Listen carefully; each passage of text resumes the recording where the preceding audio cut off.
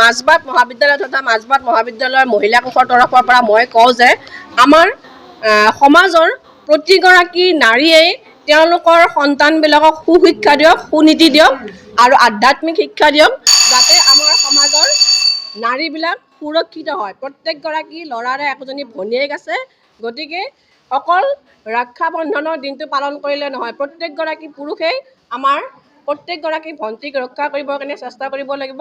আৰু মাতৃ সমাজক মই অনুৰোধ জনাওঁ, তেওঁলোকে যেন নিজৰ পুত্ৰ সন্তানসকলক নীতি জ্ঞান দিয়ে, আধ্যাত্মিক জ্ঞান দিয়ে, আৰু তেওঁলোকে যাতে অকণমান ধৰ্মত নীতি ৰাখে, তেতিয়াহে আমাৰ সমাজৰ ভৱিষ্যত সন্তানবিলাক সুসন্তান হৈ গঢ়ি উঠিব আৰু আমাৰ মহিলাখিনিক আমি সুৰক্ষা দিব পাৰিম তথা আমি মুক্ত মনেৰে বা আমি সাহসেৰে আমি আমাৰ সমাজত ঘূৰি ফুৰিব পাৰিম আৰু আমাৰ এটা সুন্দৰ ভৱিষ্যত গঢ় লৈ উঠিব। এইখিনিয়েই মোৰ সমাজলৈ অনুৰোধ।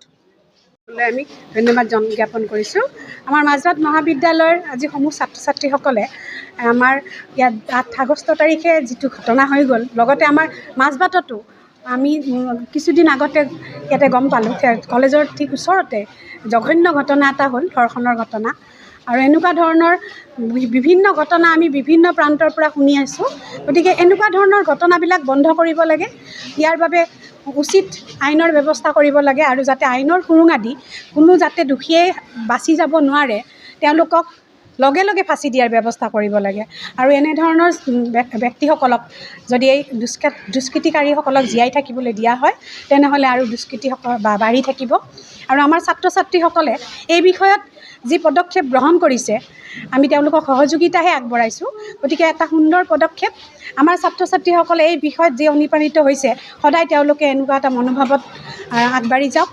সকলো ছোৱালীক, সকলো মহিলাক সন্মান কৰিবলৈ শিকক, তাকে আমি কামনা কৰিছোঁ।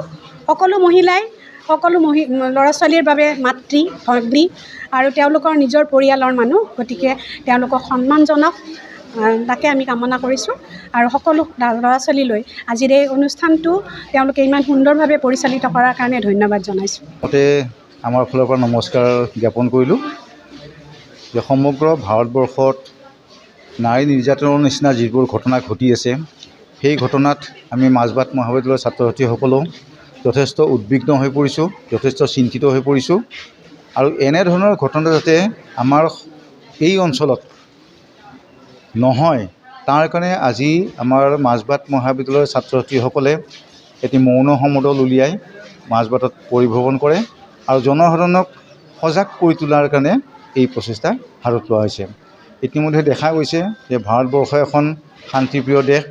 ভাৰতবৰ্ষত নাৰীক উচিত মৰ্যাদা প্ৰদান কৰা হয়, কিন্তু বৰ্তমান যুগত যি যুৱ উচ্ছৃংখলতা, যি মানৱীয় দৃষ্টিভংগী নাইকিয়া হৈ পৰা দেখা গৈছে, সেইবিলাক যাতে মানুহে যাতে মানুহৰ দৰে বসবাস কৰিব পাৰে, মানুহে যাতে এজন সুচৰিত্ৰৱান হিচাপে ব্যক্তি হিচাপে পৰিণত হ'ব পাৰে, আৰু নাৰীৰ ওপৰত চলা যি জঘন্য অত্যাচাৰ, যি জঘন্য অন্যায়, এইবোৰ যাতে ভৱিষ্যতে পুনৰাবৃত্তি নহয়, তাৰ কাৰণে আমি আশা প্ৰকাশ কৰিছোঁ।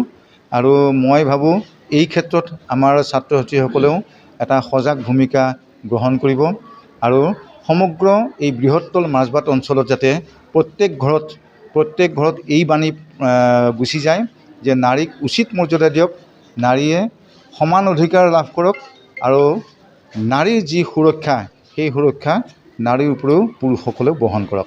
এইখিনিয়ে আমাৰ ক'ব লগা আছিল। আৰু সেই উদ্দেশ্যে আমি মাজবাট মহাবিদ্যালয়ৰ ছাত্ৰ ছাত্ৰীসকলে সমগ্ৰ মাজবাট পৰিভ্ৰমণ কৰি এটা মেছেজ দিব বিচাৰিছোঁ, যাতে ভৱিষ্যতে এই অঞ্চলত কোনো ধৰণৰ নাৰী নিৰ্যাতনৰ দৰে ঘটনা নঘটে। ধন্যবাদ। আজি আমি মাজবাট মহাবিদ্যালয়ৰ সমূহ ছাত্ৰ ছাত্ৰী আৰু মহিলা কোষৰ সমূহ শিক্ষক শিক্ষয়িত্ৰীয়ে লগ হৈ আমি আজি এটা মৌন সমদল উলিয়াইছিলোঁ।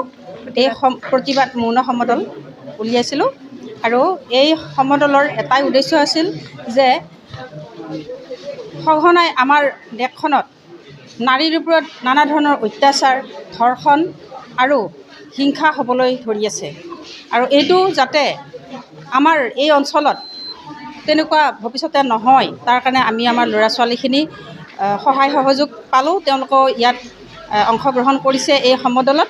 গতিকে ইয়াৰ পৰা এটাই আমি বাৰ্তা বাৰ্তা প্ৰেৰণ কৰিব বিচাৰিছোঁ যাতে আমাৰ দেশখন শান্তিত থাকে, আমাৰ ভাতৃ, আমাৰ ভগ্নী, মাতৃ সকলো যাতে নিৰাপদভাৱে চলিব পাৰে। যিবিলাকে এই মানে দোষণীয় কামবিলাক কৰিছে তেওঁলোকক উপযুক্ত শাস্তি দিব লাগে। তেওঁলোকে যিমান পাৰি তাৰমানে আইনগতভাৱে যি শাস্তি পাৱাৰ যোগ্য তেওঁলোকে শাস্তি দিব লাগে। আৰু পাৰিলে মানে আমি সকলোৱে যিহেতুকে এয়া নিৰ্মূল কৰিবলৈ বিচাৰিছোঁ, সেয়ে ফাঁচীটো মানে ফাঁচীৰ দৰে শাস্তি হয় তেতিয়াহ'লে হয়তো আমাৰ সমাজৰ পৰা এইবোৰ নিৰ্মূল হ'ব আৰু সকলোৱে ভয় কৰিব। কাৰণ দেখিছোঁ যে যিবিলাকে এনেকুৱা অপৰাধ কৰে তেওঁলোকে আকৌ সেই মানে আইনৰ সুৰুঙাৰি সাৰি আহি আমাৰ ঠাইতে আকৌ টিঘিল ঘিলাই ঘূৰি ফুৰিছে। গতিকে তেওঁলোকেও যাতে ভয় খায়। গতিকে যদি সেই ফাঁচীৰ দৰে শাস্তি হয় তেতিয়াহ'লে হয়তো তেনেকুৱা ঘটনাৰ পুনৰাবৃত্তি নহ'ব আৰু তেওঁলোক যিবিলাক দোষী সেই দোষীবিলাকেও এনেকুৱা কাম কৰিবলৈ আগ নাবাঢ়িব।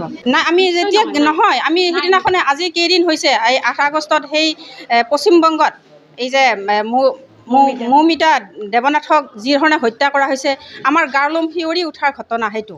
গতিকে তেনেকুৱা তাৰ পিছতো আমি বহুত মানে নিউজত পাই আছোঁ বহুত নাবালিকাক ধৰ্ষণ কৰা হৈছে। গতিকে সেইবোৰ দেখিলে আমি ক'ত ক'ব পাৰোঁ যে আমি সুৰক্ষিত বুলি পেলাই। এই ক্ষেত্ৰত ভাৰত চৰকাৰে এখন এনেকুৱা আইন প্ৰস্তুত কৰিব লাগে যিখন আইনে আমাৰ দেশৰ পৰা এনেধৰণৰ হিংসা নাৰীৰ ওপৰত যি অত্যাচাৰ, যি ধৰ্ষণ সেইবোৰ নিৰ্মূল হ'ব।